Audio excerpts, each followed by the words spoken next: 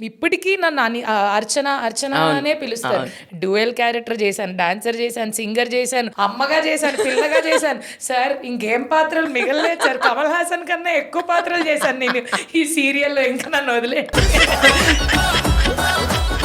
మీ serial చూసేవాళ్ళు పిల్లలయ్యి, ఎదిగి పెళ్ళిళ్ళయి వాళ్ళ పిల్లలు వాళ్ళ కూడా పిల్ల పుట్టారు. నేనే పుట్టి, మళ్ళీ వాళ్ళ అమ్మగా నేనే పుట్టి, కళ్ళజోడేసుకుని అమ్మమ్మగా పుట్టి నేను సార్ అన్ని రకాల చేసేసాను సార్.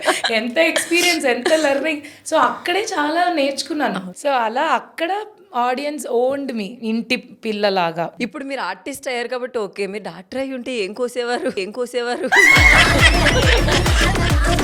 నేను అదే అనుకుంటున్నా. నేను అసలు డాక్టర్ అయ్యి ఉంటే నాకు అసలే కొంచెం కోపం అవన్నీ లిటిల్ బిట్ ఎక్కువ. కస కస కోసే ఓ కస కస కోసే ఓ. వాళ్ళు వచ్చిన తర్వాత ఒక పార్ట్ ఉండి ఒక పార్ట్ లేకపోతే వాడి జీవితం operation success, patient dead, patient dead. అమ్మో దేవుడా, నువ్వు చాలా మంచి పని చేసావు. నేను కూడా అమ్మో దేవుడా నా చేత అలాంటి పాపాలు చేయించుకుంటే బతికిచ్చావు. నన్ను కేవలం తెర వెనకుంచి తెర ముందు జనాలకు చూపించడంతో ఆగావు. కత్తులు అవన్నీ నా చేతికిస్తే కష్టమే.